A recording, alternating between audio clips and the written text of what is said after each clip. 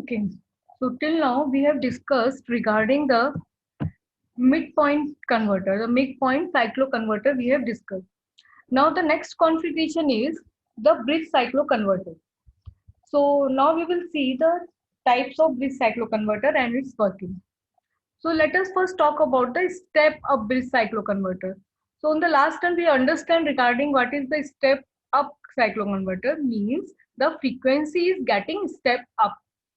So the output frequency is higher than the input frequency. So now all these things will get done by doing the proper switching of the devices. But when we are talking about the step up cycloconverter, the forced commutation of the switches is required. It is similar as we did in the midpoint cycloconverter. There also we have seen that there is a need of the forced commutation if we are talking about the step up cycloconverter. So let us see the circuit arrangement.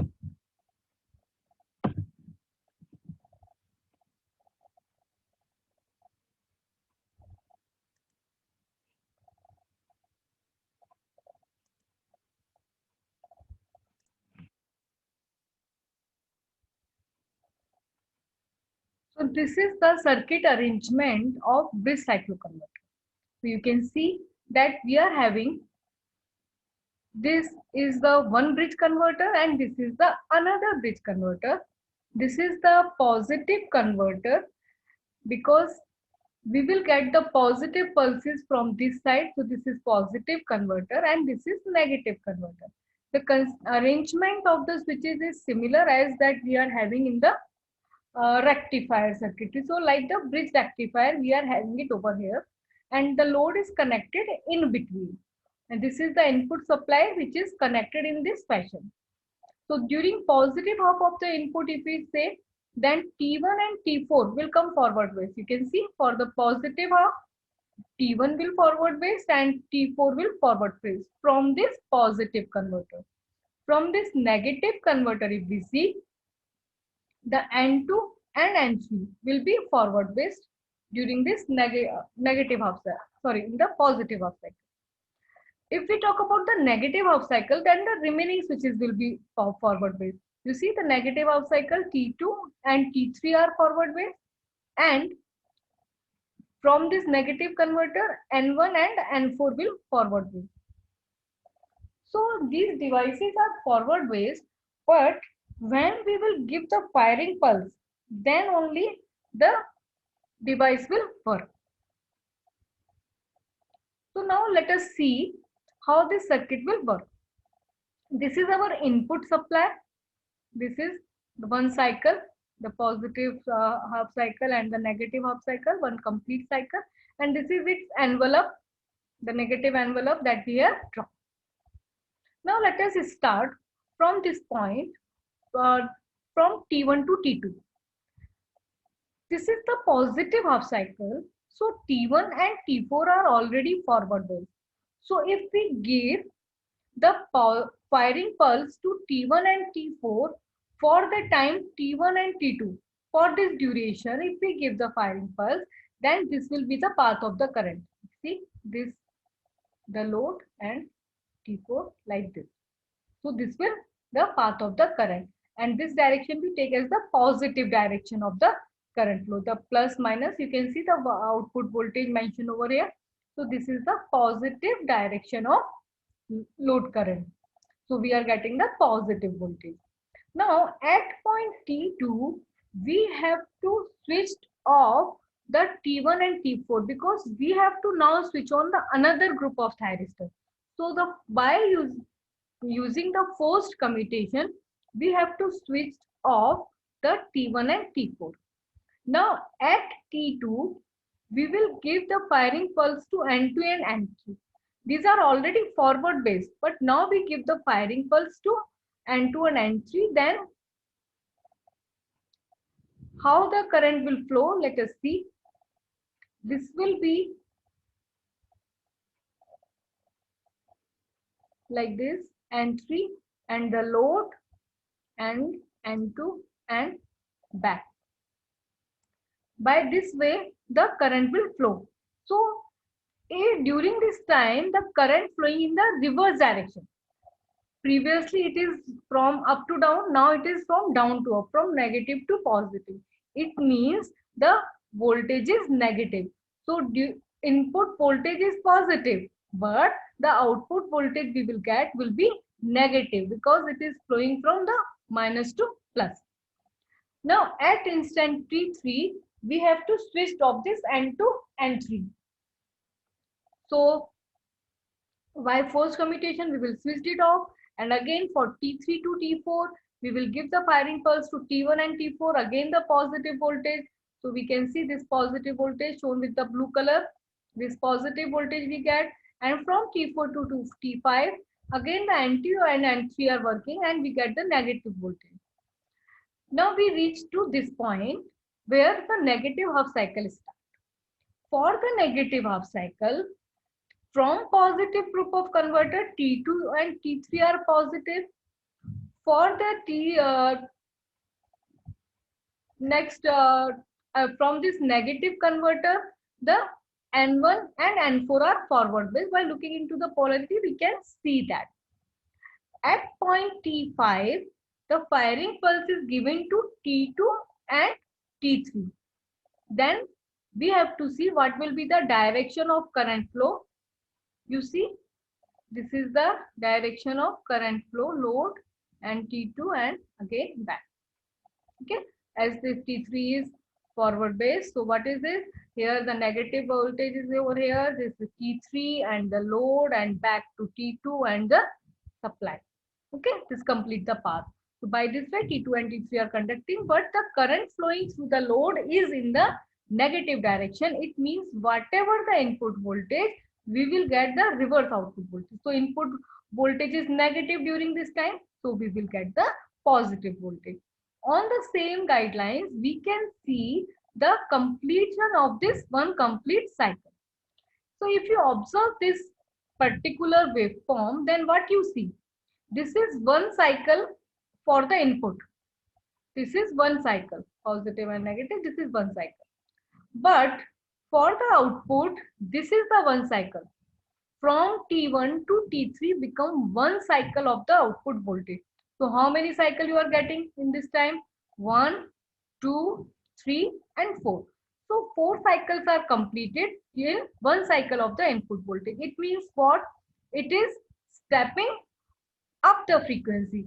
As the time period is reducing by 4 times, so the frequency is increasing by 4 times. So in output frequency is 4 times the input frequency. So that's how we can do it. Now from the same circuit arrangement, we can reduce the frequency also, then that is called as the step down bridge cycloconverter.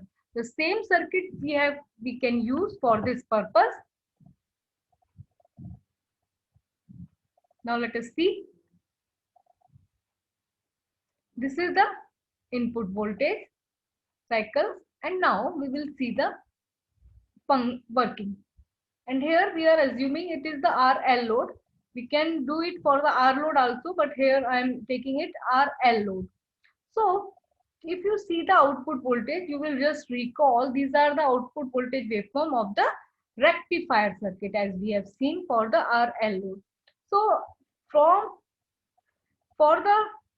as soon as the positive half cycle comes, the T1 and T4 are forward based and they will get the firing pulse and it will conduct, and the load current is positive. But after completion of the positive half cycle, the T1 and T4 will not off because the load is inductive. So it will keep on conducting till the inductor gets fully discharged. After some time, the inductor gets discharged and then next half cycle comes, and now we will switch on for the negative half cycle, we switch on T2 and T3. Okay, that will give us the negative current. Negative current means for the negative voltage, we are getting the negative current, means now the voltage is positive. So by this way, we are getting this output voltage. So for few cycles we are making this voltage positive. Next, after this point, we are switching on, we are using this converter, the negative converter, and we are getting the negative peaks, negative voltages over here. So what it is showing actually, it is like this, that this is one cycle and this is another cycle. This is one cycle and this is sorry, one half positive half and this is negative half. So this is become one cycle. This is for the voltage we are talking about, and this is for the current we are talking about. As we are having the inductive load, so this will be the waveform of the current. So this is regarding the single phase bridge converter. Now we will talk about the three-phase cycloconverter. Three-phase cycloconverter can be classified into two categories broadly, that is three-phase to three-phase cycloconverter. Another is three-phase to single-phase cycloconverter. So the three-phase to single-phase again having two types, that is three-phase to single-phase cycloconverter using two three-phase half-wave converters, and another is using two three-phase bridge converters. So we will see all this. So this is first we will see, that is three-phase to single-phase cycloconverter using two three-phase half-wave converter. If you just recall the three-phase half-wave converter we have discussed during the three-phase rectifier. So this is one three-phase half converter. If you remember, the cathodes are shorted and anode are at the different potential, and in another one the anodes are shorted and cathodes are at the different potential. So this is the arrangement for this. This is the schematic representation. This one group is called as the positive group converter. Another group is called as the negative group converter. So this is positive group converter and this is negative group converter. One reactor is there, and then the single phase load we are having, because here we are talking about that input is three phase and at the output we are getting the single phase voltage. So let us see it's working.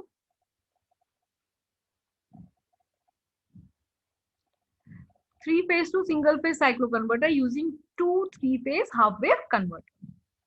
So this is the input voltage we are having, and the firing of the switches are done like that during few cycles, means from 0 to almost 13 pi by 6, we are making on this positive group, so that one time the T1 is get fired, another time T2 is get fired, another time T3 is get fired. So the device which device will conduct, whichever is having the higher anode voltage, because cathode is shorted. So whichever device is having higher anode voltage, and if it gets fired, then it will conduct. Once it will conduct, then we will get the output voltage. So this is the output voltage we are getting. Then the firing angle we are using for this positive group converter is alpha P. Then we come to the negative side.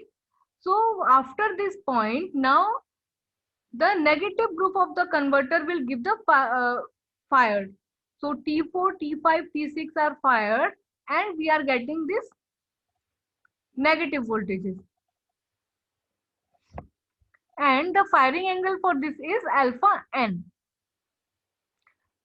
And the condition should be maintained that alpha P plus alpha N is equals to 180 degree. That condition have to be maintained. Actually, in the rectifier chapter, one converter is there, that is dual converter. That was not the part of your syllabus. That's why I have not talked about that. But this circuit arrangement is similar to that dual converter. And there we are having this relation, that alpha P plus alpha N is equal to 180 degree. Then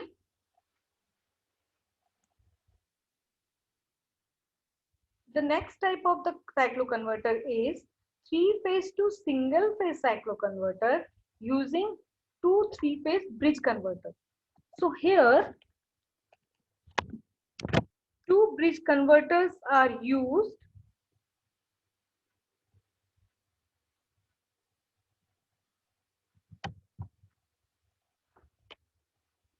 and they are arranged in this manner. So again, this one converter is called as the P converter. The another is called as the negative converter. This one is the N converter, and in between the two, the load is connected. So this is the input voltage, three-phase input voltage we are having, the RYB on the both side we are having.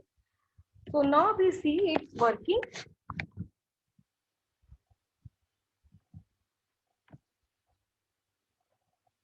So here the working is explained. For few of the cycle, this is the input cycle, input voltage. For few cycle, we are making the arrangement for only P converter. Actually, this circuit is like we are having the three-phase bridge rectifier. If you just recall, this is the combination of two bridge rectifier connected in anti-parallel. So during few of the cycle, we are using only the one converter, that is positive converter, and after few cycle we are, for another few cycle we are using the N converter.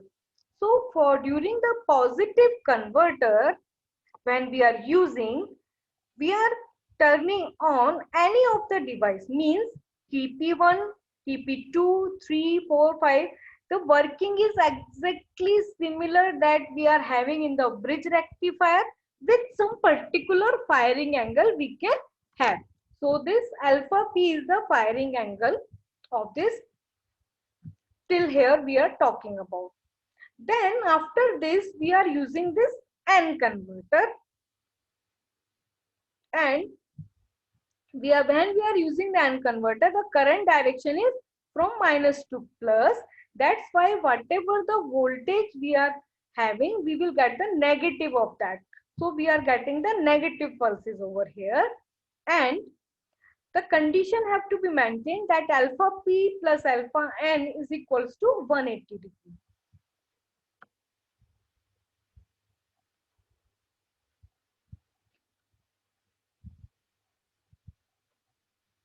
For getting the proper sinusoidal wave of this, when the input is three phase and we want the output is the single phase, then if we want the exact sinusoidal, then firing sequence we have to follow in this manner. This is the formula.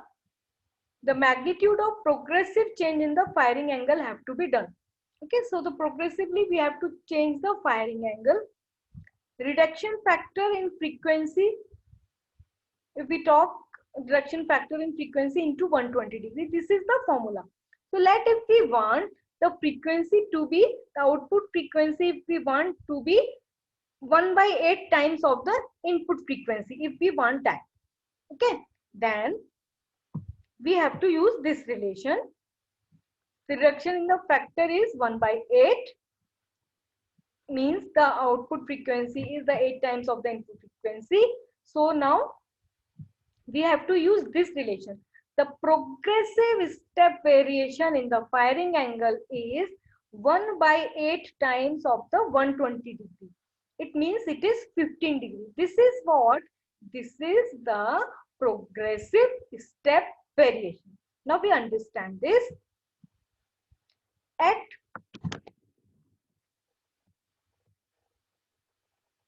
Now we start the firing sequence from point A.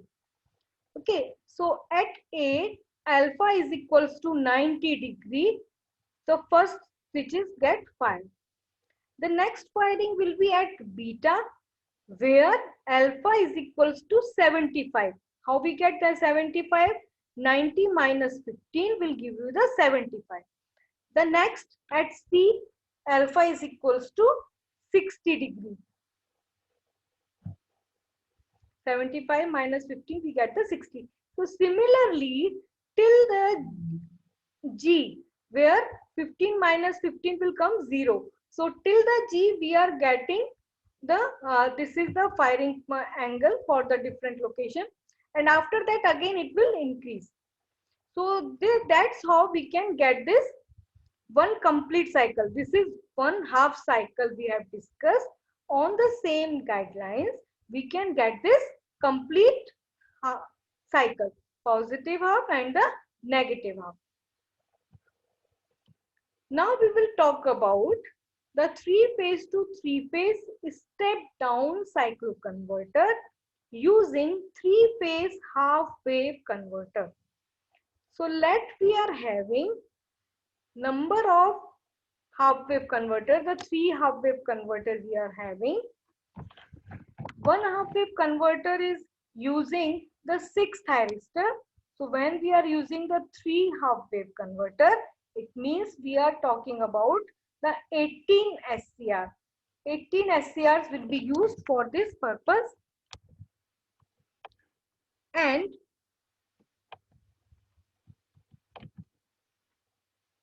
we will get the output voltage in this manner. Here we can write the equation of output voltage of the cycloconverter. When we are using the three-phase half-wave converter, each phase conduct for 120 degree. Means this is one converter, this will conduct for 120, this is another, it will conduct for next 120, and this is for next 120. So combinedly we are getting one complete cycle of 360 degree. So each converter is responsible for 120 degree. So for if we are talk about the M phase, then 2 pi by M radian in one cycle of 2 pi radian. For M phase, for each M phase, this will be the conduction time for the switch. Now assume this OO dash is the time origin at which supply voltage is maximum. So at this point, what is the instantaneous voltage? Instantaneous voltage V is equals to Vm cos omega t. So this is root 2V cos omega t means. Now at firing angle alpha is equals to 0, the switching device conducts from minus pi by m to pi by m. You can see from here to here one device is conducting if the alpha is 0. And for particular angle alpha, what will happen? We will add the alpha in this. So alpha will be added. And now if we want to find the average output voltage, it is exactly similar that how we find the output voltage in the rectified circuitry. You have to put the limit, lower limit and the upper limit, and whatever voltage you are getting over here, and then the average. So by this way, we can get the average value of the output voltage of this cycloconverter. So this is regarding the three-phase to three-phase cycloconverter. So this completes the cycloconverter. For any doubt, you can ask me on the WhatsApp also. Thank you.